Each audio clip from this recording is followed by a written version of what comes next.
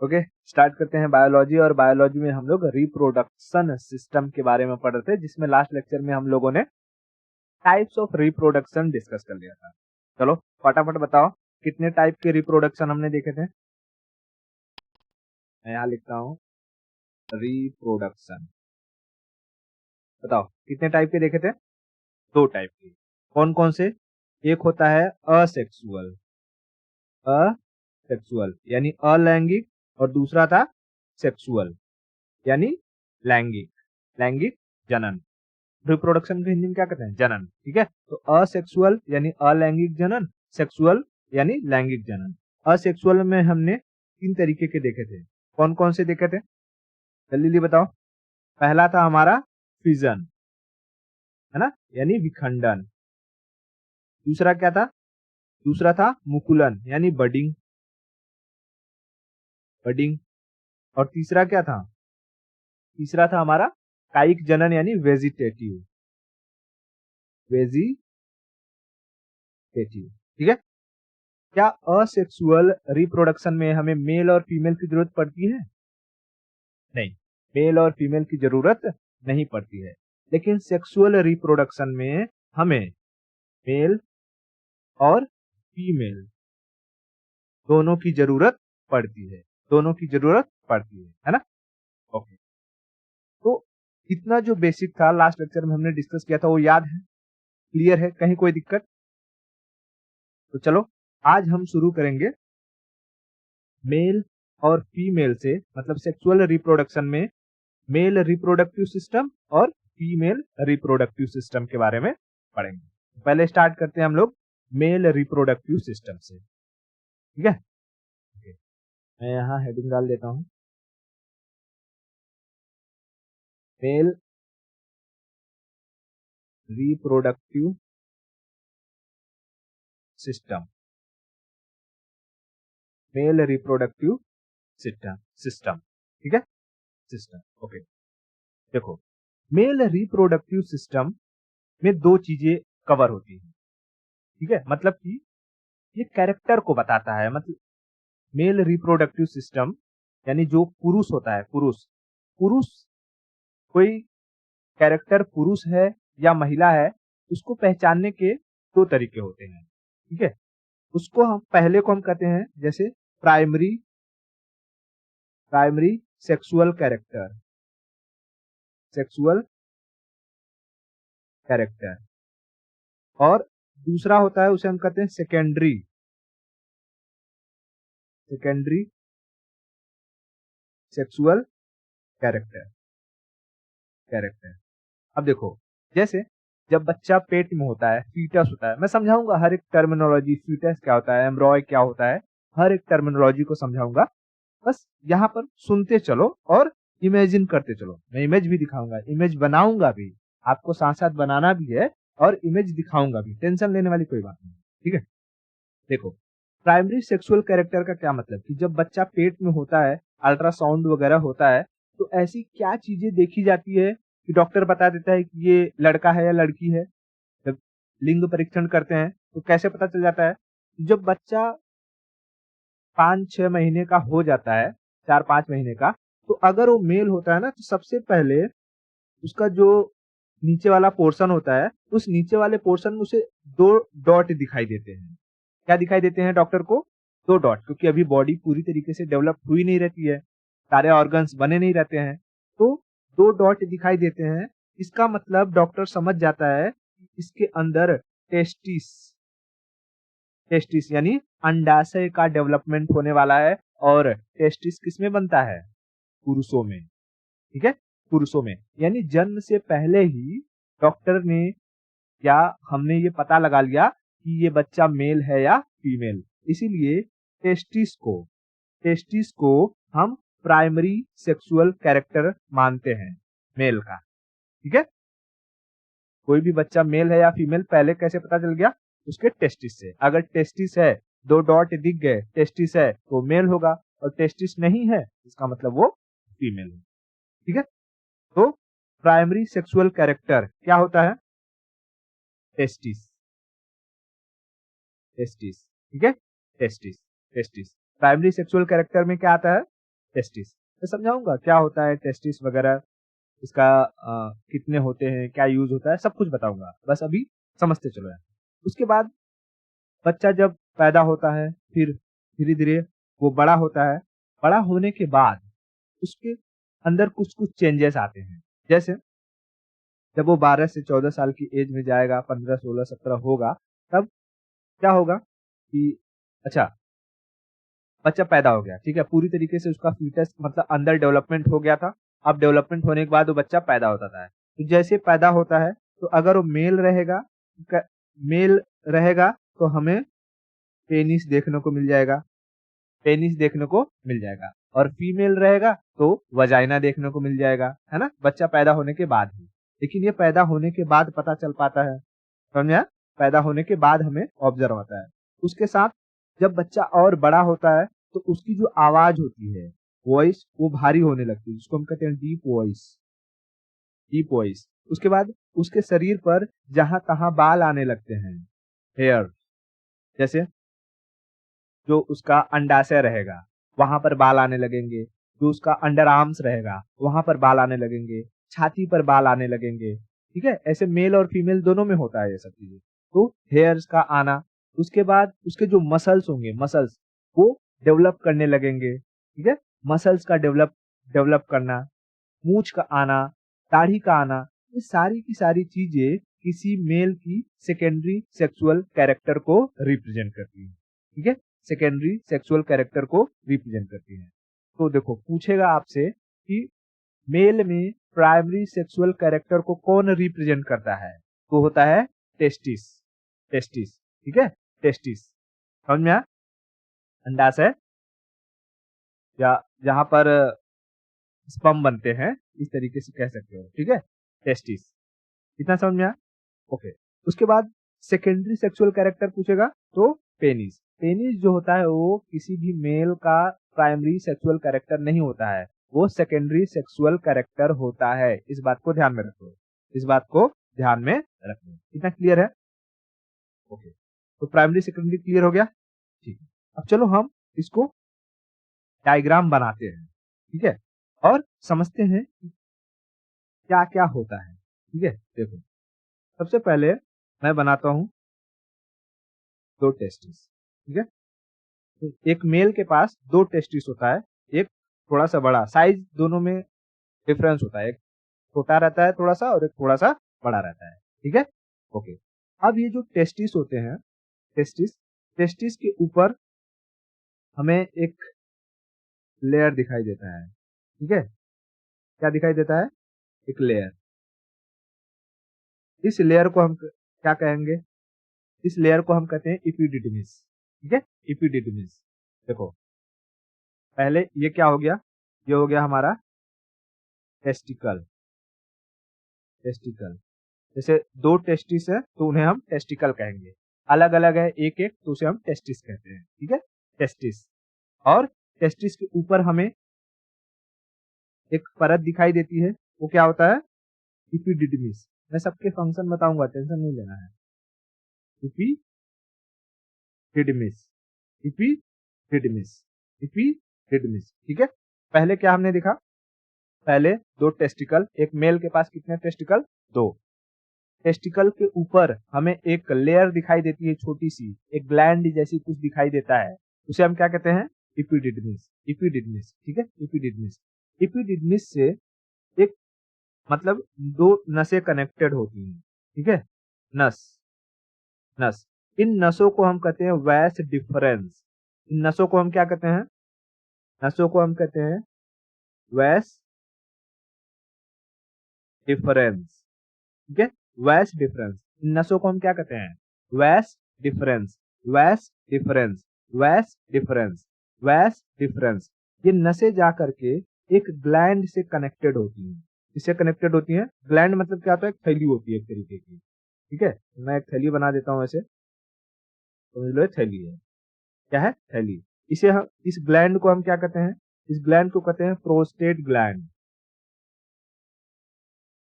Prostate gland, gland. अगर अब तक आपने बायो पढ़ा है तो आपको अब समझ में आ गया होगा कि ग्लैंड क्या काम करता है। ग्लैंड कोई भी हो उसमें कुछ न कुछ स्टोर होता है। जैसे जब हम स्टमक वगैरह के बारे में पढ़ रहे थे तो हमने गॉल ब्लैडर के बारे में पढ़ा था। गॉल होता है, गॉल जूस स्टोर होता है, ठीक है। उसके बाद हमने जब लार ग्रंथि पढ़ी थी तो लार ग्रंथियों में कई तरीके के ग्लैंड हमने पढ़े थे। तो ग्लैंड एक थैली के समान संरचना होती है जिसमें कुछ न कुछ स्टोर होता है, ठीक है, कुछ न कुछ स्टोर होता है। तो वैसे भी यहाँ पर भी इस जो हमारा ये प्रोस्टेट ग्लैंड है इसमें भी कुछ न कुछ स्टोर होगा, मैं समझाऊंगा। अब इसी जो प्रोस्टेट ग्लैंड है, प्रोस्टेट ग्लैंड से निकली होती है एक नस जिसे हम कहते हैं यूरेथ्रा। क्या कहते हैं? यूरेथ्रा। इसे एक नस निकली रहेगी, इस नस को हम क्या कहेंगे? यूरेथ्रा। यूरेथ्रा, ठीक है, यूरेथ्रा। यूरेथ्रा यानी पेशाब की जो नली होती है, ठीक है। यूरेथ्रा क्या होती है? पेशाब की नली। अब इसी यूरेथ्रा के जरिए हमारा सुसु भी निकलता है और इसी यूरेथ्रा के जरिए देखो ये यूरेथ्रा के बाहरी जो आवरण होता है अगर उसको हम हिला दें उसे हम पेनिस कहते हैं, ठीक है। ये इस तरीके का देखा होगा, है ना? सबको तो अपना अपना पता है ना जी। हाँ, ये बाहरी आवरण क्या कहलाता है? पेनिस। पेनिस। और इसके अंदर अंदर की जो नर्व्स होती है उसे हम यूरेथ्रा, यूरेथ्रा मतलब पेशाब की नली। इसी यूरेथ्रा के जरिए सुसु भी निकलती है और इसी यूरेथ्रा के थ्रू इस टेस्टिकल में बनने वाला जो स्पर्म है, स्पर्म, टेस्टिकल में किसका प्रोडक्शन होगा? टेस्टिकल में स्पर्म का प्रोडक्शन होगा, ठीक है। मैं ऐसे गोला गोला बना रहा हूँ लेकिन गोला गोला होता नहीं स्पर्म। अभी मैं इस स्पर्म का साइज भी स्पर्म वगैरह बना के बताऊंगा, ठीक है। इसमें स्पर्म का प्रोडक्शन होता है। फिर ये स्पर्म क्या होता है, देखो एक पहले रफ आइडिया दे रहा हूँ फिर सबके डिटेल में अच्छे से बताऊंगा।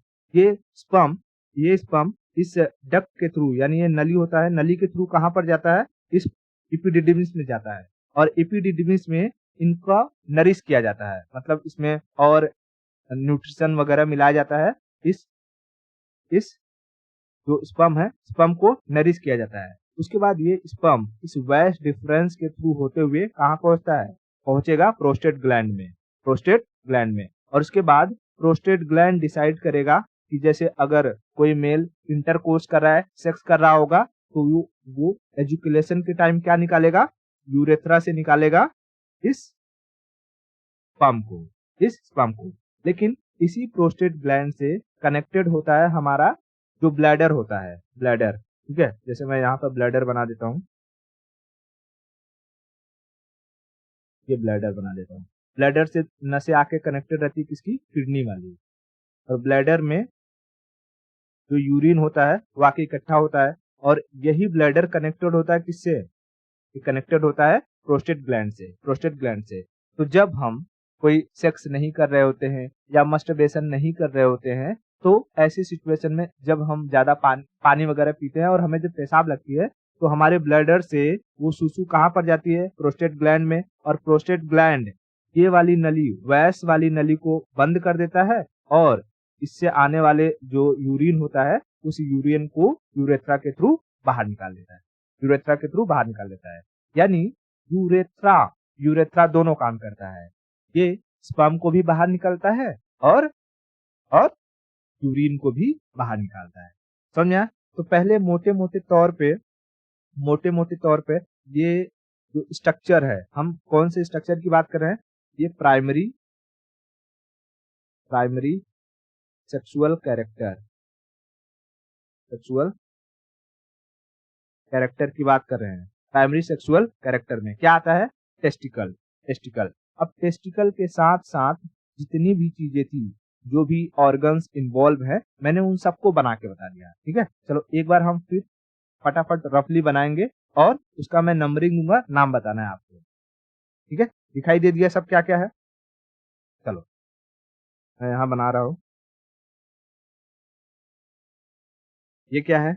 ये हमारा टेस्टिकल। टेस्टिकल के ऊपर हमें एक लेयर दिखाई देगी। उस लेयर को क्या कहते हैं हम? इपिडिडमिस से निकलने वाली नसों को क्या कहते हैं? वैस डिफरेंस। ये वैस डिफरेंस जाकर के किससे कनेक्टेड रहती है? प्रोस्टेट ग्लैंड से। प्रोस्टेट ग्लैंड से कौन सी नस निकलती है? यूरेथ्रा। प्रोस्टेट ग्लैंड में और इसकी नस आके मिलती है तो ये ब्लैडर की, ठीक है, ब्लैडर की। तो चलो मैं नंबर दे रहा हूँ, 1 number, 2 number, 3 number, 4 number, 5 number और 6 नंबर। नाम बताओ फटाफट। 1 नंबर क्या है? 1 नंबर टेस्टिस या टेस्टिकल, ठीक है, टेस्टिस या टेस्टिकल। 2 नंबर एपिडिडमिस, 3 नंबर वैस डिफरेंस, ये दोनों नसों को क्या कहते हैं? वैस डिफरेंस। 4 नंबर फटाफट बताओ। 4 number prostate gland. 5 number urethra. 6 number bladder. हालांकि ब्लैडर का भी यहाँ कुछ काम नहीं है, बस मैं बताने के लिए, दिखाने के लिए कि यहाँ बता रहा हूँ कि भाई ब्लैडर से जो यूरिन आता है वो भी प्रोस्टेट ग्लैंड में स्टोर होता है, और यहाँ वैस डिफरेंस से जो स्पर्म आता है वो भी प्रोस्टेट ग्लैंड में स्टोर होता है। और उसके बाद यूरेथ्रा के थ्रू टाइम पर, जैसे कि जब जिसकी जरूरत होती है, यूरेथ्रा के थ्रू वो बाहर आता है, ठीक है। जैसे जब हम ये अपना डाइजेस्टिव सिस्टम पढ़ रहे थे तो उसमें हमने लाइरिंग्स पैरिंग्स पढ़ा था कि नहीं, है ना? हमारे गले के अंदर यहाँ जब हमारा लंग्स होता है तो लंग्स में नीचे खाना जाएगा पेट में कि हवा जाएगा लंग्स में? नीचे जाने के लिए यहाँ पर एक वो रहता है, क्या कहते हैं, कार्टिलेज रहता है। उस कार्टिलेज का क्या नाम है, याद है क्या? फटाफट बताओ। हाँ, तो वो कार्टिलेज क्या करता था, जब हम सांस लेते थे तो खाने वाले नली यानी पेट को बंद कर देता था, है ना? और जब हम खाना खाते थे तो वो हमारे हवा वाले नली को बंद कर देता था और पेट वाले को खोल देता था। समझ में आ रहा है? हाँ, तो वैसे ही इसकी तरह ही कौन काम करता है हमारा, ये प्रोस्टेट ग्लैंड जब जरूरत पड़ती है जिस चीज की जरूरत पड़ती है, जैसे कि अगर यूरिन को निकालना है तो यूरिन को निकाल देगा, और अगर उसे लगा कि अब हमें स्पर्म को निकालना है तो स्पर्म के लिए रास्ता ओपन कर देगा, इतना क्लियर है? कहीं कोई दिक्कत? ठीक है, चलो अब देखो हम आगे बढ़ेंगे और इसमें इनको डिटेल से हम समझते हैं, ठीक है। Just give me a second. चलो अच्छा, एक चीज और बता देता हूँ, जैसे ये जो टेस्टिकल्स होते हैं, अगर हम देखेंगे तो इन्हें हमारे शरीर के बाहर रखा जाता है, ठीक है। मतलब कि हमारे शरीर का अगर टेम्परेचर देखोगे वो कितना होता है, 37 डिग्री सेल्सियस। लेकिन इनका अगर टेस्टिकल्स का टेम्परेचर देखोगे तो ये कुछ 30 से 35 डिग्री सेल्सियस के आसपास होते हैं। 3 डिग्री या 3-4 डिग्री सेल्सियस कम होते हैं एज कम्पेयर टू हमारे बॉडी के, ठीक है। तो जो हम देखते हैं कि हमारा जो टेस्टिकल जिस लेयर में बंद होता है ना, एक बाहर हमारी लेयर होती है, उस लेयर को हम कहते हैं स्क्रोटम। क्या कहते हैं? स्क्रोटम, स्क्रोटम, स्क्रोटम, स्क्रोटम, ठीक है, स्क्रोटम। मैं दिखा दूं? चलो दिखा देता हूँ। देखो ये है पूरा का पूरा हमारा मेल प्राइमरी सेक्सुअल कैरेक्टर, इसमें दिखाई दे रहा है। ये क्या है? ये हमारा है टेस्टिकल के ऊपर अगर हम देखेंगे तो हमें, मैं दिखाता हूँ यहाँ पे, ये देखो ये क्या है, ये एक छोटी सी लेयर चढ़ी हुई है, उसको हम क्या कहते हैं? इपिडिडमिस। उसके बाद इसी इपिडिडमिस से एक नस गई हुई है, इस नस को हम क्या कहते हैं? वैस डिफरेंस। और ये नस जाकर के कहाँ पर कनेक्टेड है? नस जाकर के इस ग्लैंड में, एक ग्लैंड दिखाई दे रहा है, एक ग्लैंड, इसको क्या कहते हैं? Prostate gland. और इसी ग्लैंड से ये ब्लैडर भी कनेक्टेड है। देखो ये ब्लैडर है, और ये ब्लैडर इसके थ्रू इसी ग्लैंड से कनेक्टेड है, समझ में आ रहा है? इसी ग्लैंड से कनेक्टेड है। इतना क्लियर है कि नहीं? ओके, अब इसी ब्लैडर से अगर हम देखेंगे, तो यहाँ से एक नस आ रही है, ये नीचे, इसको हम क्या कहेंगे? यूरेथ्रा। यूरेथ्रा, यूरेथ्रा, और उसके बाहरी लेयर को पेनिस, पेनिस, पेनिस, पेनिस। इतना क्लियर हुआ? ओके। उसके बाद ये जो टेस्टिकल है, जैसे टेस्टिकल, ये जिस लेयर में बंद है टेस्टिकल, बाहर वाला लेयर, उसको हम क्या कहते हैं? उसको हम कहते हैं स्क्रोटम, स्क्रोटम, स्क्रोटम, स्क्रोटम। समझ आ गया क्या? ओके। तो देखो ये वाला जो टेस्टिस है वो थोड़ा सा छोटा है, ये वाला बड़ा है। दो हम मेल के अंदर दो टेस्टिस पाए जाते हैं, एक थोड़ा सा छोटा होता है, एक थोड़ा सा बड़ा होता है। इतना क्लियर हुआ? अब हम समझते हैं एक एक चीजों को अच्छे से डिटेल में, इसका क्या काम होता है। ठीक है, इसको रिमूव कर दूं।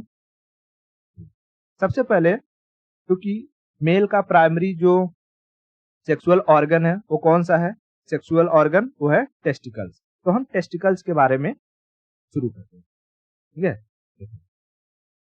पहली चीज टेस्टिस कहो या टेस्टिकल्स कहो। टेस्टिकल्स, टेस्टिस, अगर इनकी संख्या पूछेगा, नंबर कितने होते हैं, तो 2 नंबर में ये 2 होते हैं। इनका काम क्या होता है, फंक्शन? ये सीमेन या स्पर्म, स्पर्म को क्या करते हैं? प्रोड्यूस करते हैं। प्रोडक्शन का काम होता है, प्रोडक्शन का। अच्छा, सीमेन और स्पर्म में क्या फर्क होता है? देखो ज्यादा कुछ फर्क नहीं होता है। सीमेन एक तरीके का लिक्विड पार्ट है, लिक्विड पार्ट है जिसके अंदर स्पर्म पाया जाता है। ठीक है, स्पर्म पाया जाता है। जैसे यूं समझो कि अगर मैं कहूं चाय, चाय में हमें 2 चीजें दिखाई देती हैं। एक होता है जो लिक्विड पोर्शन होता है, जैसे दूध या पानी हो गया, ठीक है, और दूसरा पार्टिकल वाला पोर्शन होता है, जैसे कि उसमें शक्कर हो गया, चाय की पत्ती हो गई, है ना, दोनों से मिलकर बनता है चाय। तो वैसे ही सीमेन, जो सीमेन है वो लिक्विड वाला पोर्शन होता है जिसमें हमें वाटर, वाटर, फिर उसके बाद कुछ कैल्शियम, फिर उसके बाद कुछ विटामिन सी, ठीक है, विटामिन सी, उसके बाद कुछ शुगर, फ्रुक्टोज वगैरह, ये सब पाए जाते हैं। ये क्या करता है, ये स्पर्म को लुब्रिकेंट बनाकर रखता है और उनके लिए एनवायरनमेंट क्रिएट करता है कि स्पर्म क्या हो सके, जिंदा रह सके, स्पर्म जिंदा रह सके। तो समझ में आया? या अगर तुम्हें कहना है कि ग्रुप ऑफ स्पर्म, स्पर्म को अगर ग्रुप में एक रख दिया जाए तो वो सीमेन कहलाएगा। ठीक है, नॉर्मल समझ में आ गया क्या? स्पर्म और सीमेन। सीमेन समझो कि ये सीमेन क्या है, सीमेन लिक्विड वाला पोर्शन है जिसके अंदर हमें वाटर, कैल्शियम, फिर विटामिन, कुछ फ्रुक्टोज वगैरह देखने को मिलते हैं, और उसी सीमेन के अंदर पाया जाता है स्पर्म। ठीक है, सीमेन के अंदर पाया जाता है स्पर्म। स्पर्म का अपना एक पर्टिकुलर स्ट्रक्चर होता है, उसके अंदर न्यूक्लियस होता है। सीमेन के अंदर न्यूक्लियस नहीं होता है। ठीक है, सीमेन समझ लो वो तरल पदार्थ है जो स्पर्म को फ्लोट करने में, यूं समझ लो एक स्विमिंग पूल है, स्विमिंग पूल में पानी है और इस पानी में आप तैर रहे हो। ठीक है, तो आप क्या हो, स्पर्म हो, और स्विमिंग पूल का पानी सीमेन है। क्लियर हुआ? बहुत बढ़िया। ओके, चलो, तो अगर मैं कहूं कि भाई टेस्टिस का काम क्या क्या होता है, तो टेस्टिस का काम होता है सीमेन प्रोडक्शन का। ठीक है, सीमेन प्रोडक्शन का। अब मैं बार बार सीमेन नहीं कहूंगा, स्पर्म ही कहूंगा, क्योंकि आगे हमें स्पर्म के बारे में पढ़ना रहेगा। ठीक है, ओके। तो टेस्टिस का काम क्या होता है, सीमेन प्रोडक्शन। अच्छा, ये एक बार जब इंसान एजुकुलेट करता है, एजुकुलेशन समझते हो, सेक्सुअल इंटरकोर्स या मस्टरबेशन के दौरान जब हम एक बार हमारे पेनिस से ये स्पर्म निकलता है, तो कितने अमाउंट में निकलता होगा, अमाउंट, अमाउंट। तो देखो, एवरेज कोई फिक्स्ड तो होता नहीं है, एवरेजली ऐसा माना जाता है, एज फैक्टर वगैरह हर चीजों पर डिपेंड करता है। एवरेज माना जाता है कि 1.5 से लेकर के 5 मिलीलीटर, ml मतलब मिलीलीटर तक जो सीमेन है वो बाहर आ सकता है। ठीक है, सीमेन तुम लगभग समझ लो 1 चम्मच, 1 टीस्पून, टीस्पून, ठीक है, लगभग 1 चम्मच। और 1 चम्मच में अगर मैं मैक्सिमम की बात करूं तो हमें 300 मिलियंस स्पर्म देखने को मिल जाते हैं। 300 मिलियन स्पर्म देखने को मिल जाते हैं। यानी अगर मैं पर ml की बात करूं, पर ml की बात करूं, अगर पर ml, पर मिलीलीटर में हमें 20 से 150 मिलियन स्पर्म देखने को मिलते हैं। तो हमें ये सब याद रखने की जरूरत थोड़ी है। तुम खाली याद रखो अमाउंट में 1.5 से 5 ml तक, यानी 1 चम्मच याद रख लो। 1 चम्मच एक बार के एजुकेशन में 1 चम्मच, एवरेज बात करो वहां, 1 चम्मच स्पर्म बाहर आता है और 1 चम्मच सीमेन बाहर आता है, जिसमें लगभग हमें 300 मिलियन स्पर्म देखने को मिलते हैं। 300 मिलियन स्पर्म देखने को मिलते हैं। ठीक है। अच्छा अच्छा भाई, उसके बाद ये जो स्पर्म होते हैं, स्पर्म स्पर्म इनकी लाइफ टाइम क्या होती होगी? लाइफ, तो देखो ये जब फीमेल फीमेल के रिप्रोडक्टिव ट्रैक के अंदर होते हैं, यानी कि जो वो वजाइना के थ्रू अगर वो यूट्रस वगैरह तक पहुंच गए हैं, तो वहां तक ये 4 से 5 दिन तक जिंदा रह सकते हैं। ठीक है, कितने दिन तक जिंदा रह सकते हैं? 4 से 5 दिन तक। 4 से 5 दिन तक जिंदा रह सकते हैं। लेकिन अगर सीमेन को आप फ्रोजन कर दो, सीमेन, ठीक है, आई होप कि अब सीमेन और स्पर्म में कोई कंफ्यूजन नहीं रहा होगा, है ना।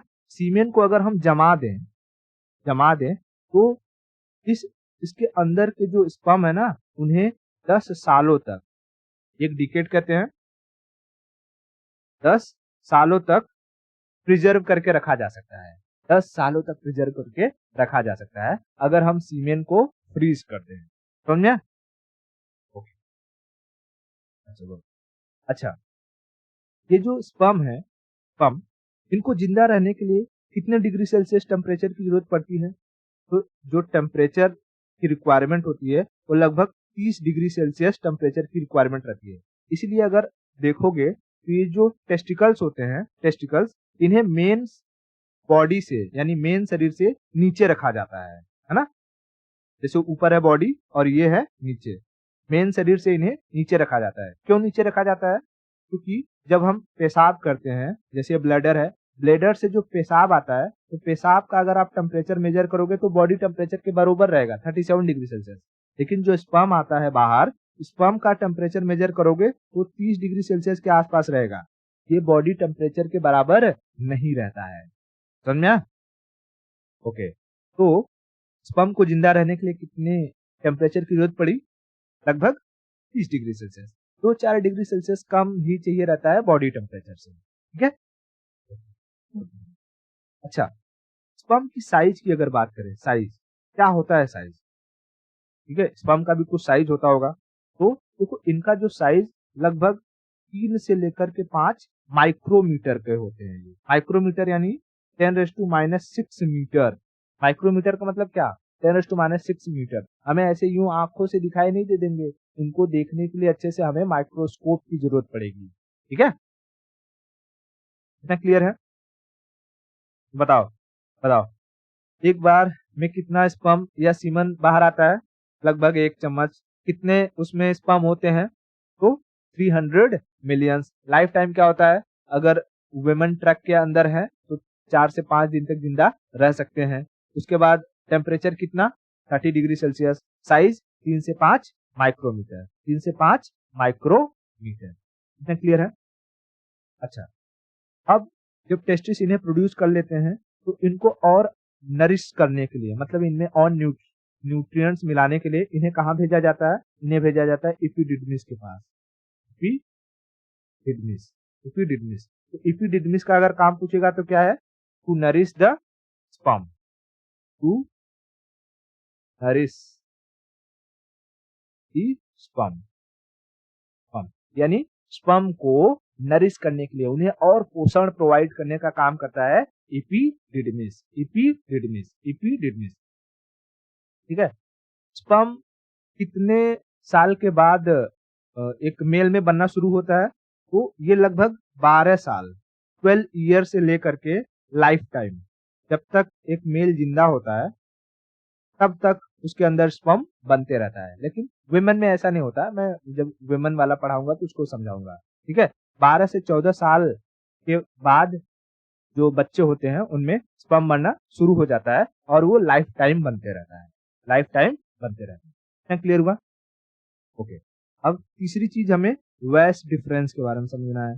वैस डिफरेंस, वैस डिफरेंस क्या है ये? तो ये वैस डिफरेंस स्पर्म को जो प्रोस्टेट ग्लैंड है वहां तक पहुंचने में हेल्प करते हैं।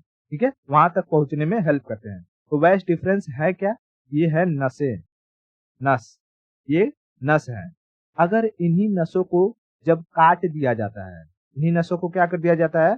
काट दिया जाता है। तो क्योंकि वैस एक नस है, इन्हें काट देना, और बायोलॉजी में काटने को टॉमी कहते हैं, टॉमी। तो वैस को काट देना वैस्कोटॉमी कहलाता है। क्या कहलाता है? वैस वैस्टॉमी, वैस्टॉमी। ठीक है, वैस वैस्कोटॉमी, वैस्कोटॉमी। ठीक है, वैस्कोटॉमी। वैस्कोटॉमी क्या होता है? ये जो वैस डिफरेंस है, अगर उन्हें काट दिया जाए, काट के सील कर दिया जाए, ताकि ताकि एपिडिडमिस या टेस्टिकल से स्पर्म बाहर ना आ पाए। तो अगर मेल संभोग करता है, सेक्सुअल एक्टिविटी करता है, तो फीमेल के प्रेग्नेंट होने के चांसेस, मतलब प्रेग्नेंट हो ही नहीं पाएगी। क्यों? क्योंकि स्पर्म आ ही नहीं पाएगा वहां से। ठीक है, तो कहेगा कि वैस्कोटॉमी मेल में होता है या फीमेल में होता है? तो वैस्कोटॉमी मेल में होता है। देखो, वैस्कोटॉमी को हिंदी में कहते हैं नसबंदी, नस को बंद कर देना। ठीक है, ये क्या है? वैस क्या एक तरीके का नस है, उसे काट कर बांध देते हैं, तो वही हो जाता है नस बंदी, वैस्कोटॉमी, वैस्कोटॉमी, वैस्कोटॉमी। ठीक है, वैस्कोटॉमी। इतना समझ में आ गया? बहुत बढ़िया। उसके बाद अगर पूछेगा कि जो चौथा चीज हमें याद रखना है, prostate gland, prostate gland, prostate gland क्या काम होता है प्रोस्टेट ग्लैंड को का? तो प्रोस्टेट ग्लैंड रास्ता प्रोवाइड करता है कि जो स्पर्म है या यूरिन है, वो यूरेथ्रा के थ्रू बाहर जा सके। ठीक है, ये स्टोर करके रखता है किसको? स्पर्म को और यूरिन को। यूरिन भेजना रहेगा तो स्पर्म वाले का रास्ता बंद कर देगा, यानी वैस डिफरेंस को बंद कर देगा। और जब स्पर्म को भेजना रहेगा यूरेथ्रा के थ्रू, तो क्या कर देगा? वो ब्लैडर वाला रास्ता बंद कर देगा। ठीक है, ब्लैडर वाला रास्ता बंद कर देगा। उसके बाद पांचवा स्ट्रक्चर क्या था इसमें? हमारा यूरेथ्रा, यूरेथ्रा। तो यूरेथ्रा तो समझ में आ गया। ये अपने जरिए स्पर्म को बाहर निकालता है या यूरिन को बाहर निकालता है। ये पूरा का पूरा स्ट्रक्चर समझ में आ गया। इसमें 5 चीजें हमने क्या क्या देख ली। देखो, नाम याद कर लो, इसमें नाम 5 ही चीजें याद रखनी है, 4 से 5। कौन कौन सी चीजें याद रखनी है मैं यहाँ कर देता हूँ। पहला टेस्टिकल, दूसरा एपिडिडमिस, ठीक है, दूसरा एपिडिडमिस, तीसरा वैस डिफरेंस, चौथा प्रोस्टेट ग्लैंड, उसके बाद पांचवा यूरेथ्रा। इतना क्लियर है? चलो, अब हम समझते हैं, हमने स्पर्म इतनी बातें कर ली, तो स्पर्म के स्ट्रक्चर के बारे में समझ लेते हैं। ठीक है, कैसा दिखता है, क्या होता है उसके अंदर, है ना? तो हम स्पर्म को हिंदी में क्या कहते हैं? शुक्राणु, शुक्राणु। ठीक है, देखो, तुमने रॉकेट देखा है? रॉकेट, देखो मैं रॉकेट बनाता हूं पहले। अगर तुम साइंस के स्टूडेंट होगे, फिजिक्स पढ़ा होगा, तो तुमको रॉकेट वगैरह के बारे में पता होगा। या हमारा जब इसरो चंद्रयान वगैरह लॉन्च करता है, तो उसमें तो देखते होगे ना रॉकेट क्या होता है। तो देखो, रॉकेट में ना उसका जो ऊपरी सेक्शन होता है, उसी में सैटेलाइट रखा जाता है और इसी को प्रोटेक्ट करना रहता है। ठीक है, यहाँ कवरिंग वगैरह लगाया जाता है, और नीचे जो सेक्शन होता है उसमें फ्यूल होता है। तो स्टेज 1, स्टेज 2, स्टेज 3, उसके बाद यहाँ पर बूस्टर वगैरह होते हैं। ठीक है, बूस्टर होते हैं, और ये जब जलता है तो ऊपर जाता है और आसमान में सैटेलाइट एक खुल जाता है और सैटेलाइट को रख देता है। सेम टू सेम स्ट्रक्चर है ये स्पर्म का। स्पर्म में भी ऐसे ही स्ट्रक्चर होता है। देखो, स्पर्म में सबसे पहले हमें एक सिर देखने को मिलेगा। सिर को हिंदी में, इंग्लिश में क्या कहते हैं जी? हेड। ठीक है, तो मैं ये लिख देता हूं, ये है हेड, हेड। ठीक है। और उसके बाद इसका हमें एक टेल देखने को मिलेगा। क्या देखने को मिलेगा? टेल, टेल, ठीक है। ये क्या बनाया मैंने? टेल। ये यहां से लेकर के यहां तक पूरा क्या है? ये टेल है। टेल यानी पूंछ, ठीक है। तो स्पर्म में दो चीजें पहले याद रखनी है, एक है हेड और दूसरा है टेल।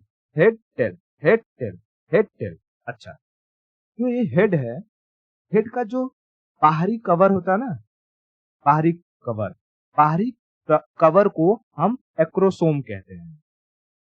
क्या कहते हैं? एक्रोसोम। बाहरी कवर को क्या कहते हैं? Acrosome, acrosome, acrosome. तो यहाँ जैसे रॉकेट है, रॉकेट को रॉकेट का जो बाहरी कवर होता है उसे हम शील्ड कहते हैं। शील्ड लगाते हैं ताकि वो एनवायरमेंट को छेद सके, हमारा जो अर्थ के चारों तरफ एनवायरमेंट है उससे बाहर निकल सके। अगर ये शील्ड कमजोर रहेगा तो ये पूरा का पूरा रॉकेट ही जल जाएगा। तो जब मैं फर्टिलाइजेशन बताऊंगा कि किस तरीके से ये जो हमारा स्पर्म है वो एग में अंदर एंट्री मारेगा, तो एंट्री मारना इतना आसान नहीं होता है। एग को छेदने के लिए भी ये स्पर्म को बहुत स्ट्रगल करना पड़ता है, ठीक है। तो उसके भी जो उसका बाहरी लेयर है उसे अलग अलग तरीके से बनाया जाता है। तो इसलिए पहले हेड के बाहरी लेयर को हम क्या कहते हैं? एक्रोसेम, एक्रोसोम, एक्रोसोम। अब इस हेड के अंदर सुरक्षित रखा जाता है न्यूक्लियस। हेड के अंदर सुरक्षित क्या रखा जाता है? न्यूक्लियस। यही न्यूक्लियस, यही न्यूक्लियस क्या कैरी करता है? डीएनए यानी जेनेटिक इंफॉर्मेशन, जेनेटिक इंफॉर्मेशन। ये न्यूक्लियस क्या कैरी करता है? DNA, genetic information. जैसे इसमें सैटेलाइट रखा जाता है वैसे ही इसमें सुरक्षित रखा जाता है न्यूक्लियस। और पूरे के पूरे स्पर्म का यही काम है कि ये न्यूक्लियस को सुरक्षित कहां तक पहुंचाए? उसके डेस्टिनेशन यानी एग तक पहुंचाए, एग तक पहुंचाए, ठीक है। अच्छा, अब भाई ये जो स्पर्म है ये आगे बढ़ेगा कैसे? इसको फ्यूल की जरूरत पड़ेगी कि नहीं पड़ेगी? तो फ्यूल देने के लिए, फ्यूल देने के लिए इसके पीछे जो टेल है ना, इस टेल में पाया जाता है माइटोकॉन्ड्रिया। क्या पाया जाता है? माइटोकॉन्ड्रिया। और जब मैं सेल पढ़ा रहा था तब मैंने बताया था माइटोकॉन्ड्रिया का काम क्या होता है? माइटोकॉन्ड्रिया, कॉन्ड्रिया, माइटोकॉन्ड्रिया का काम क्या होता है? माइटोकॉन्ड्रिया का काम होता है एनर्जी प्रोड्यूस करने का, एनर्जी प्रोडक्शन का। और यही एनर्जी प्रोड्यूस करता है जिसके जरिए ये शुक्राणु, ये स्पर्म आगे भागना शुरू करते हैं। जब ये आगे भागते हैं तो इन्हें डायरेक्शन देने का काम करता है। इनका जो पतला पूंछ है ना, पतला पूंछ, ये इन्हें डायरेक्शन देने का काम करता है। समझ में आया? डायरेक्शन प्रोवाइड करने का काम करता है, डायरेक्शन प्रोवाइड करने का काम करता है। क्या क्लियर हुआ? तो स्पर्म में दो चीजें, क्या? एक हेड, एक टेल। हेड के बाहरी लेयर को एक्रोसोम, एक्रोसोम। हेड के अंदर क्या रखा जाता है? न्यूक्लियस। न्यूक्लियस में क्या होता है? डीएनए यानी हमारी जेनेटिक इंफॉर्मेशन। फिर उसी हेड से लगा हुआ जो टेल है, टेल के पहले सेक्शन में क्या होता है? माइटोकॉन्ड्रिया। माइटोकॉन्ड्रिया एनर्जी प्रोवाइड करता है ताकि ये स्पर्म जो है वो स्विम करके पूरे यूट्रस के थ्रू फॉलोपियन ट्यूब तक पहुंच सके और वहां पर एक से जाके जो है फर्टिलाइजेशन कर सके, एक के अंदर एंट्री मार सके, ठीक है। और इसको स्विम करने में हेल्प करता है कौन? इसके टेल का आखिरी हिस्सा, जो जैसे मछली होती है, मछली को पानी में तैरने के लिए कौन मदद करती है? कि पूंछ ही मदद करती है। तो वैसे ही इसे तैरने के लिए, स्पर्म को तैरने के लिए इसकी जो टेल होती है ये हेल्प करती है। इतना क्लियर हुआ? ओके। तो देखो ये पूरा का पूरा क्या था? मेल रिप्रोडक्टिव सिस्टम में जो हमारा प्राइमरी कैरेक्टर और सेकेंडरी कैरेक्टर था वो सब हमने समझ लिया। सेकेंडरी कैरेक्टर में तो कुछ समझना था, पेनिस के बारे में, पेनिस के बारे में कुछ वहां समझना ही नहीं है। उसका काम क्या है? खाली सेक्स में हेल्प करना और स्पर्म को डिस्चार्ज करना या सुसु करना, बाकी कुछ नहीं है। सारा का सारा काम किसका है? टेस्टिस का है, टेस्टिस का है। तो देखो मेल सेक्सुअल कैरेक्टर में हमें ज्यादा कुछ पढ़ना नहीं है, ज्यादा पढ़ना हमें फीमेल सेक्सुअल कैरेक्टर में। वहां पर हमें वल्वा के बारे में पढ़ना होगा, यूट्रस के बारे में पढ़ना होगा, उसके बाद जो ओवरी होता है पढ़ना होगा, फिर उसके बाद मेंस्ट्रुएशन साइकिल क्या होता है वो पढ़ना होता है, सेफ सेक्स टाइम पीरियड क्या होता है ये समझना होता है, ठीक है। क्लिटोरिस क्या होता है, स्टिमुलेशन क्या होता है, कौन-कौन से हार्मोन्स निकलते हैं ये समझना होगा। अच्छा, हार्मोन से याद आया कि ये जो टेस्टिस होता है ना, टेस्टिस, टेस्टिस में एक हार्मोन निकलता है जिसे हम कहते हैं टेस्टोस्टेरोन। टेस्टोस्टेरोन, देखो, टेस्टिस में निकलने वाला हार्मोन, ये याद रखना ना, हार्मोन, हार्मोन। कौन सा हार्मोन होता है? टेस टेस टेस्टोस्टेरोन, टेस्टोस्टेरोन, टेस्टोस्टेरोन, टेस्टोस्टेरोन। ये हार्मोन की वजह से ही एक जो मेल होता है वो फीमेल के प्रति अट्रैक्ट होता है। मेल में जो चक्कर-पकड़ करने की क्षमता होती है ना, ये ज़्यादा हो जाती है, ठीक है? यानी उत्तेजना जो होती है इसी टेस्टोस्टेरोन की वजह से पैदा होती है।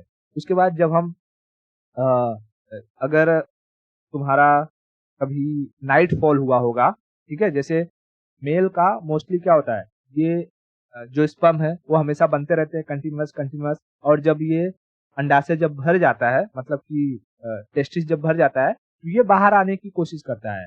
तो रात में कभी-कभी क्या हो जाता है, महीने, 2 महीने, 3 महीने में ये ऑटोमेटिक बाहर आ जाता है। कभी-कभी हम ऐसा, अगर जैसे पॉर्न देखकर सो जाते हैं, कुछ देखकर, तो सपना अलग-अलग तरीके से आता है और ये जो स्पर्म है वो बाहर आ जाता है या सीमेन बाहर आ जाता है, ठीक है? उसे हम नाइट फॉल कहते हैं। तो उसके बाद अगर आप ऑब्जर्व करोगे तो उसमें बड़ी-सी अजीब-सी दुर्गंध आती है। वो दुर्गंध किसकी वजह से होती है? वो टेस्टोस्टेरोन की वजह से होती है, ठीक है? टेस्टोस्टेरोन की वजह। अब जो जानवर होते हैं, जानवरों में टेस्टोस्टेरोन की मात्रा बहुत अधिक पाई जाती है और टेस्टोस्टेरोन जितना अधिक होगा, दुर्गंध उतना ही अधिक होता है। इसीलिए जो जानवर होते हैं, वो पेशाब के थ्रू अपना एरिया कवर करते हैं, ठीक है? अगर जैसे कोई बिल्ला होगा, कैट होगा कोई, तो कैट क्या करता है, वो तो भालू बन रहा है जी। तो कैट क्या करता है, जो बिल्ला होता है, वो जहाँ-जहाँ तक उसका एरिया रहता है, दरवाजे-दरवाजे पर सूसू करते हुए, छिड़कते हुए चला जाता है। इससे दूसरे बिल्ले उसके एरिया में नहीं आते हैं। अगर दूसरा बिल्ला एंट्री मारा, तो जो बिल्ला पेशाब करके अपना एरिया बनाया है, वो उससे लड़ जाएगा कि हमारे यहाँ की बिल्लियों को देखना नहीं है, मार डालूँगा। उसी तरीके से कुत्ते भी होते हैं। अब कुत्ते क्या करते हैं, वो बाइक वगैरह पर सूसू कर देते हैं। उनको लगता है कि बाइक यहीं रहेगी, लेकिन बाइक वाला अपना बाइक लेके चला जाता है और जब बाइक लेके किसी दूसरे कुत्ते के एरिया में पहुँचता है, तो उस बाइक पर किया हुआ सूसू कोई दूसरा कुत्ता सूंघ लेता है और उस बाइक वाले को दौड़ा लेता है। उस कुत्ते को लगता है कि ये बाइक नहीं, दूसरा कुत्ता आया है हमारे एरिया में, और बाइक वाले को लगता है कि भाई मुझे क्यों दौड़ा रहा है ये। जब कभी आप बाइक पर हो और कुत्ता आपको दौड़ाए, कहीं देख लेना आपके बाइक पर किसी दूसरे कुत्ते ने सूसू तो नहीं किया है। समझ में आ रहा है? तो टेस्टोस्टेरोन अगर पूछेगा कि मेल जो टेस्टिकल होते हैं उसमें कौन सा हार्मोन रिलीज होता है, तो वो होता है टेस्टोस्टेरोन। टेस्टोस्टेरोन। इतना क्लियर है? अगर इतना क्लियर है तो आज के लिए इतना रखते हैं। बाकी की स्टोरी, यानी हम जो फीमेल रिप्रोडक्टिव सिस्टम है उसको हम नेक्स्ट लेक्चर में करेंगे।